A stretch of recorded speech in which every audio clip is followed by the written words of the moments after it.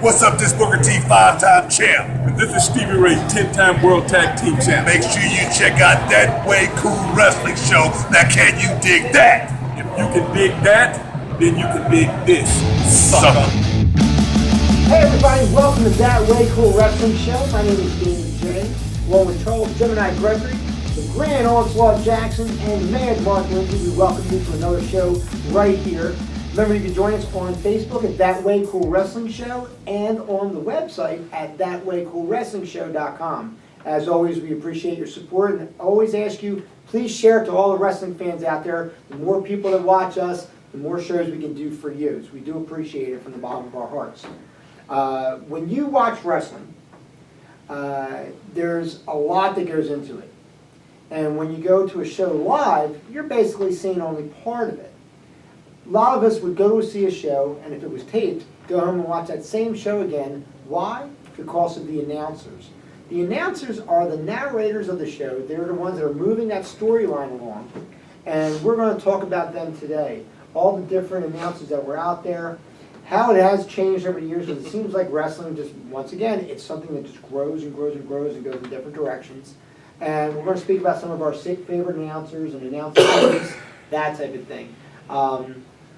Mark, let's go with you real quick. Sure. Growing up, what were some of your favorite announcers? We only had 25 minutes for the show, so I'll make it short and sweet. NWA had to have been Jim Ross and Bob Caudle. As a team, they were the commentators and announcers for many of my favorite events.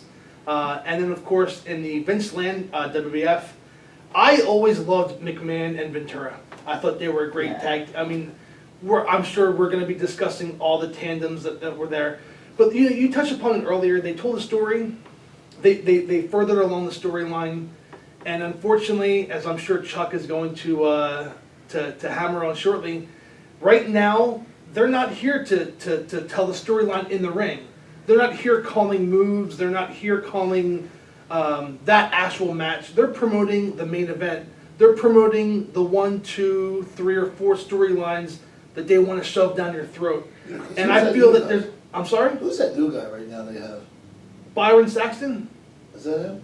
No. The third guy on Raw? No, he sits in the middle. The new guy sounds like a commercial, really. What show? Yeah, on Raw. Well, let's see. Like There's Cole? JBL, there's Cole, and there's Saxton, Byron Saxton. It might be SmackDown. Man. Who's the ones on SmackDown? I don't know what, because Someone SmackDown's run taped. together, man. Yeah. But the fact is that taped. these guys used to tell a story. The Jim Ross, the Gordon Solys, they told there's an armbar. He's really raking it in the armbar, and you believed, oh wow, look, that guy's hurting him, and oh my gosh. Now they're just promoting. They're promoting the main event. They're promoting, and if you just tuned in, well, if you're a real fan, you're not just tuning in. You've been watching the whole time. You already saw. You don't need the recap. Let's call the action in the ring, and I think you're doing a disservice to the wrestlers who were really trying to do the best they can to entertain the fans both in the arena and at home, and you're really just doing them a disservice by not mentioning what's going on in the ring. And we talked about the evolution of the finisher. Well, there's an evolution of the announcers, which I'm not really a big fan of right now. I mean, I started off, obviously, seeing McMahon and Ventura.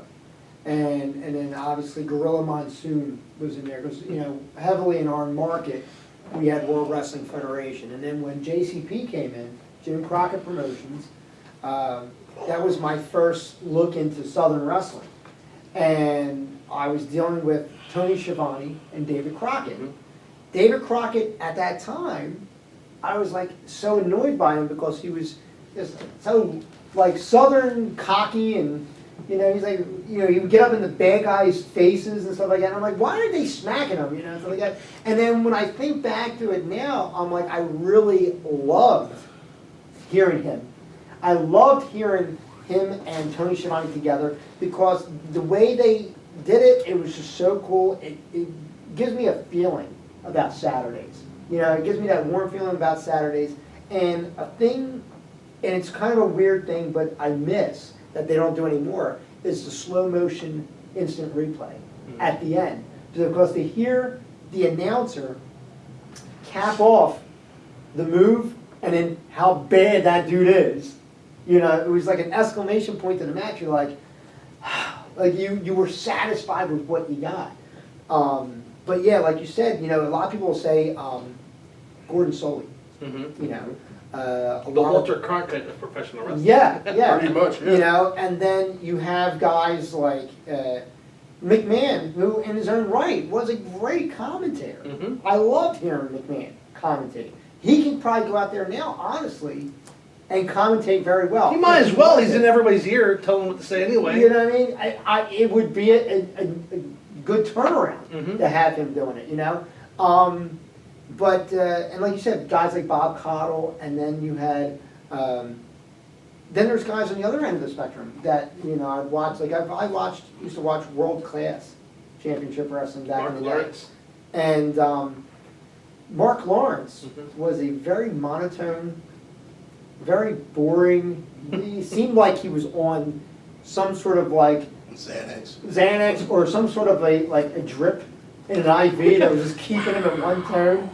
And he made exciting matches boring. So in that sense, it really, in that fact, the announcer makes a big deal when it comes to telling that story, you know, and it's Well, when you got, it's, well, you know, I think if you were saying that, telling a story, hyping people, Joey Styles.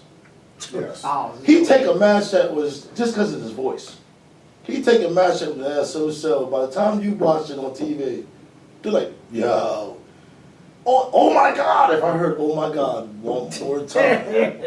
You know, but he was good. Heenan would take, you know, like a mid-card match and make it look like a main event when he was talking about it. Lawler's like that. yes. Taz is like that. You know, there's a lot of guys that are very, very good at what they do. You know, and I miss the coach.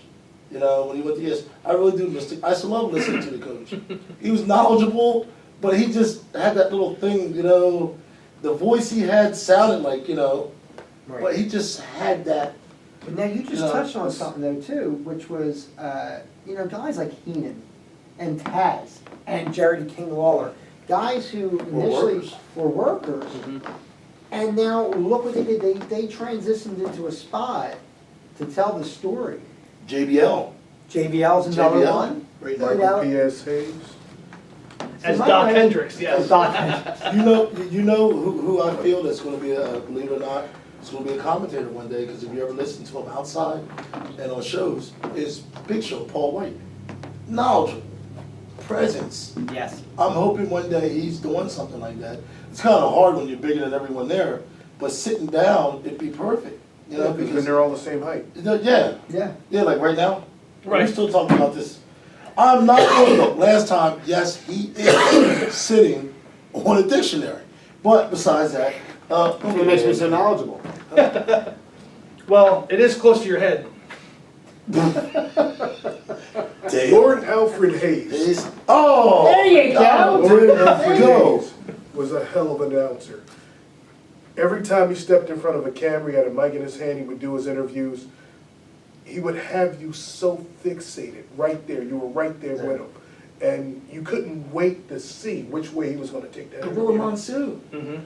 But see, I was always a Gorilla Monsoon fan. Yeah. You can't help it. He was a gentle giant. But you knew back when Gorilla was wrestling, He was Gorilla. he was Gorilla. You You know? remember how he had a voice? Very, Very, Yes. very very easy to, and that's a big thing, because there's some guys out there you can't listen to, and we talked about Mark Lawrence about a couple minutes ago. But to have a voice that's easy on the ears, okay, knowledgeable, hence why having a former wrestler be a commentator works great. Lord Alfred Hayes was a former wrestler as well. In most cases, these commentators are. That's why Jesse Ventura was so good. Jesse Jesse was just fantastic. one of them. Well, here's one that wasn't good. If you guys go back and watch SummerSlam '88, I loved him as a wrestler. Superstar Billy Graham was not a great play-by-play guy. No. He just didn't have the voice for it. He often meshed. And, you know, back in the day, in the 80s and early 90s, you had Prism, where the Philadelphia Spectrum Wrestling would be aired either the next day on Prism. Madison Square Garden had their network. And there were all these tours. It wasn't just one Right. stop. They were in 3 or 4 different cities every night. So you had different announce teams, and you had the I think Brad Doherty's and the Sean Mooneyham or Sean Mooney. I'm sorry, thank you, Mike Mooneyham, and all these other guys, Todd Bettengills, and they were good, but they weren't Bobby Heenan and Well, they were Gorilla good for house Monsoon. shows. Right. They were really tough for house shows, yeah. And again, they called it the action in the ring. They didn't promote the main event. They actually called the matches, and we're missing that now. You know, JBL. You mentioned JBL, Chuck, and I was not a big fan of JBL as a wrestler. I admit it, but I do like him as a color commentator, and maybe it's because Vince allows him to go off script a little bit. But he always drops the NWA. He always name drops former wrestlers, and maybe he has the clout to do that. Because I hear backstage he's a great guy, a great mentor to a lot of wrestlers. I like that. I like when they allow that because it shows the history. You know, a lot of these kids watching now, 10, 11 years old, they know the John Cena's, they know your husband, and they don't know that there's wrestlers before that paved the You way. think I didn't catch that? Well, I mean, you gotta give me Wait, more. hold on, stay with me. You think I didn't catch that? One more time. What right over your head? It didn't go over my head. But I you're can see right saying, now we're gonna you're saying 10, 11, YouTube. 12 years old. You got some 18, 19, 20-year-olds that don't know the history. too. Right. And that's the nature of the fans nowadays and what they look into. So in a sense like that, having someone that could, you know, educate people that are watching it. You gotta remember, I mean, yeah, it's sports entertainment, and World Wrestling Entertainment is really pushing that versus some of the other stuff. But at the end of the day, it's wrestling. You know what I mean? And there's reasons why we're watching this. You know, they didn't come up with sports entertainment 2 years ago. Right. You know what I mean? It's the evolution of One professional of the wrestling. guys that helped usher into this, what we call the World Wrestling Entertainment bubble, Right. nobody's ever come close to mentioning yet, and that was Mean Gene Okerlund. Mean Gene, when he stepped in there, he had the perfect voice.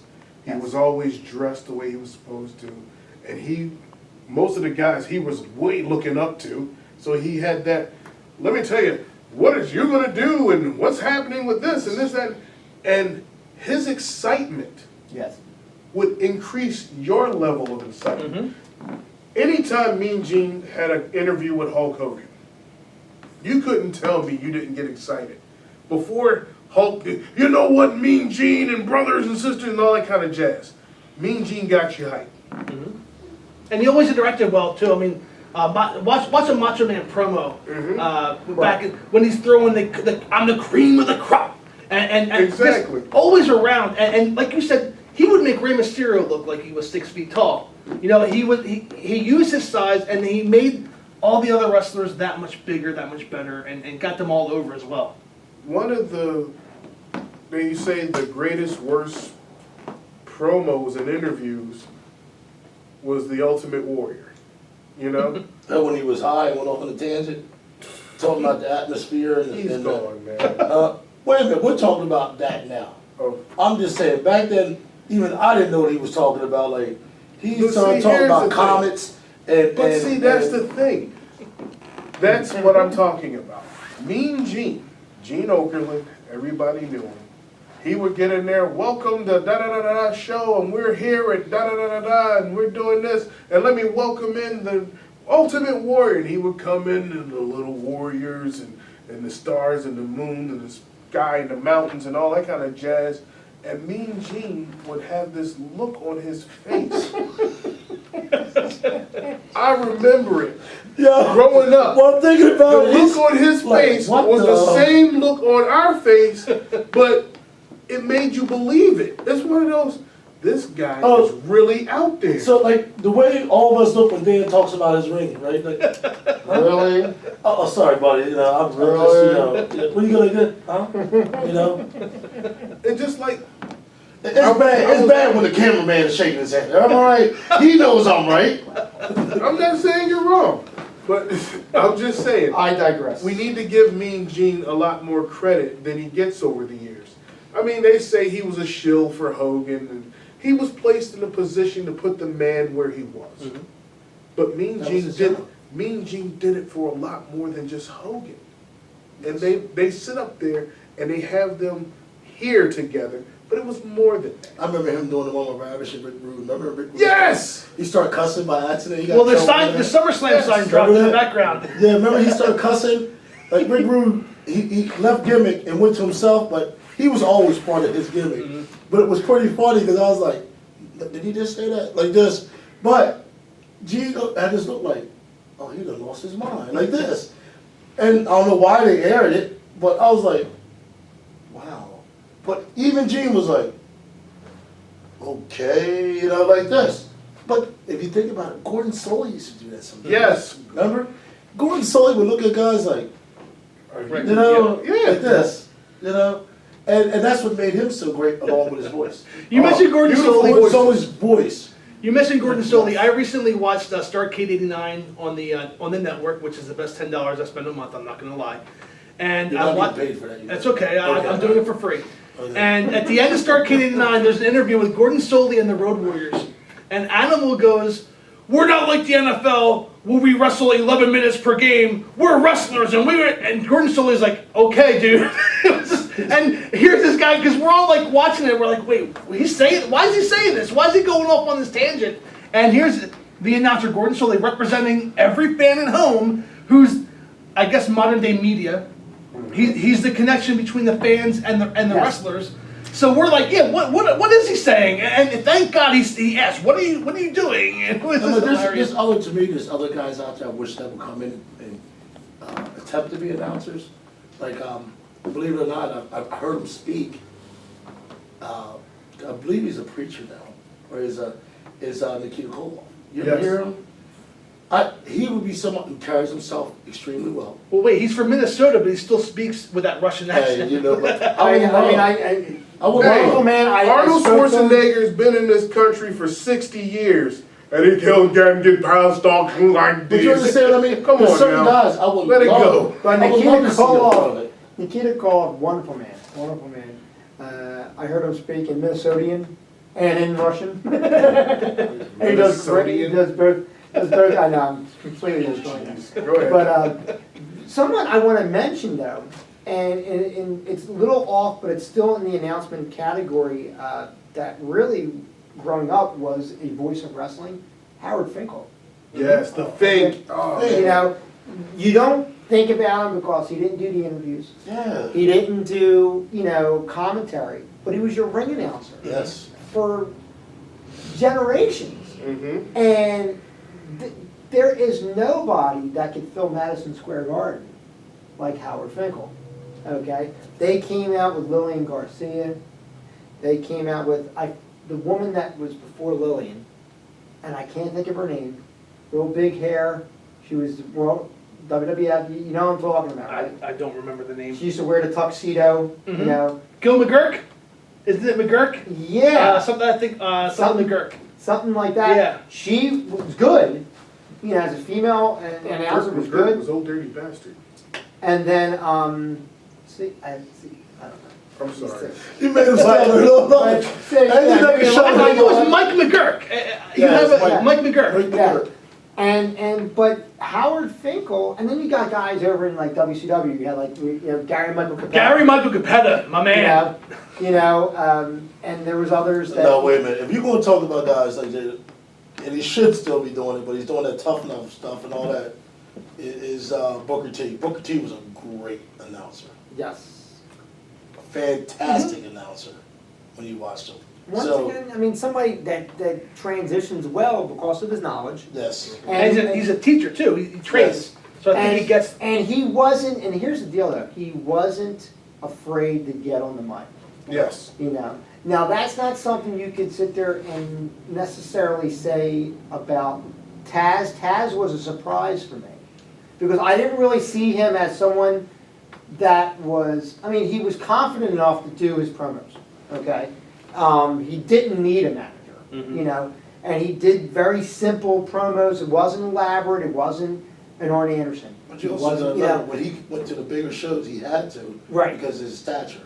Right. Well, yeah. He couldn't be Taz because of his stature. Yeah, but before he was Taz, he was a Tasmaniac. And when he wrestled as a Tasmaniac, he got hurt. He hurt his neck against, I think, Scorpio and can't remember who else in ECW.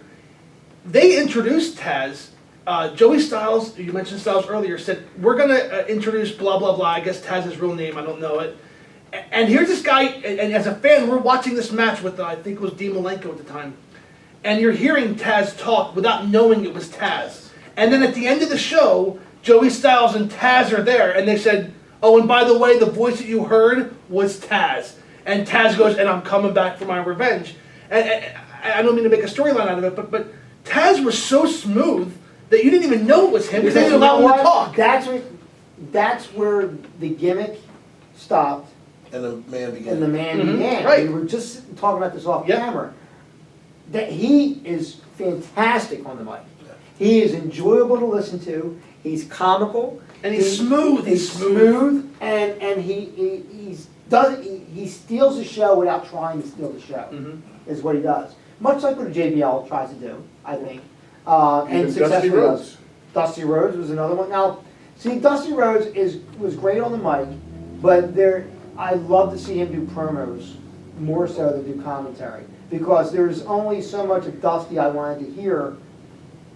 In that, I mean, granted, I want But to hear at least his. Dusty would tell you what My the moves phone. were. Yes. Like, and Dusty would how tell you bad the it's gonna moves. hurt. Oh, I know what that's like. You want to hit him in the belly willy, I understand that, but you know, you would at least get a blow-by-blow, play-by-play of the moves, you know? But now you got guys, now you had, and I think arguably one of the best teams of all time, which would be Monsoon and Heenan. You know, there's not a person out there, wrestling fan-wise, that didn't watch primetime wrestling and say, this is my Monday night. You know what I mean? But you said before, but Ventura and McMahon was really good too. Excellent. What they did, and Ventura was a but here's show the on his deal about own. Yeah, he was a show on his Ventura. own. The cool thing about him is that he can go with anybody. Yeah. When he was with McMahon, it was priceless. When he was with Monsoon, it was priceless. Yes. When he was with Shivani. Yeah. it was priceless. It never stopped because he really brought that. You know, his personality, I think he's one of the few that was able to be himself and be that flamboyant and be Jesse the Body Ventura. You know, I think that's a big part of who he is. Well, he always had that heelish tendency, but he like in WCW, he loved Sting. He liked Sting. He liked Sting. Yeah. But he always supported the Dangerous Alliance, who was feuding with Sting. So Yeah. he could pull that off. He could be that tweener, like, oh, Sting's using the ropes, how dare he? And then the next night, oh, Sting's cool. You know, me and him were talking together. It's like, okay. And he was himself, like you said. He was right down the middle. The man who called it like it was. And But I mean, in modern day, I mean, if I'm going to stick with one, Shivani was always my favorite. Always my favorite. It's just something about his voice, the way he projected it, and a thing that announcers had the knack of doing, and I think later on, because now we're talking more storyline-driven content that we're dealing with, was their emotion and their reaction to what's going on. Like to be out of character, That's what's missing. quote unquote, you know, sit there and say, fans, I don't know what to say. You know, like Wait. You Or that can't guy's talk a jerk about off. you can't Yeah. talk about I know emotion and all that without bringing up the great Jim Ross. yes, I'm sorry. yes. He was stone cold. It wasn't he was a lot of just people. He was the Stone Cold that Charles is to Dolph Ziggler. That's him. He's a lot closer than I am. just because he was Love this man. but see the thing about Jim Ross, he was a friend and a fan. You gotta be Yes. both. Because he'd be the one, remember? That guy's just a jerk off. Then you were like, you tell him, Jim. Yeah. But he also brought up Mick Foley. Yeah. His interviews with Mick Foley really helped his career as well. Jim Ross was great. It was great. And they're like, business is about to pick up, and this, that, and the other, and so forth and so on. And let's be honest, who didn't feel for Jim when he went through his medical thing? Yeah. I'm not always the guy to bring up people's ailments. But anyway, Jim went through his medical thing, and he Yeah, went Nancy through the did. whole so forth and so on. And And they just treated him like dirt. they treated him like garbage, they treated and you him were like like, you know what? No, you Yeah. can't do And that. you know the funny thing He is should that be there right now. for someone that Should dealt with, and he suffered from Bell palsy, and he had to have certain surgeries done to allow for him to be able to speak more clearly and stuff like that. And he is not the same voice No. as he was back in the UWF. No. and they're only NWA. WCW, Mhm. but still good. And the other day, I was watching New Japan. New Japan, where he taped a lot of stuff last year, because a lot of the New Japan that's being shown now is from last year. Right. To hear him on there with Mark Burnett, who is horrible on the mic. The guy's a huge guy who's a lot of knowledge, and that's where it stops. He has no personality. He's like Mark Lawrence, you know, in a sense to me. God, he's gonna come after you. Oh my God, I'm gonna get it if the guy's still alive. Yeah, I know. But it was so refreshing to hear JR calling something. First of all, calling something non-WWE. First off, it was just so refreshing. Allowing him to be JR. Yeah. And allowing him to be JR. And you know, JR is another one that went through. He started off as a referee. Then he did the announcing and stuff like that. You know, he paid dues like everybody else back then, you know. But he's the first one that referred to a backdrop as a high elevation, Yes. you know. Yes. And I'm watching it for the first time, and I'm hearing him commentate, and I'm looking and say, what did he do? Did I miss the move? And I'm like, oh no, he meant the back body drop. And then he said high elevation. Oh, that's what he calls it. Okay. And then I'm listening more and more, and I think back then he was by himself. Mhm. He didn't have a broadcast partner in Billy Bob's Texas or wherever that was, in the Right. Mickey Gilley Arena it was filmed in.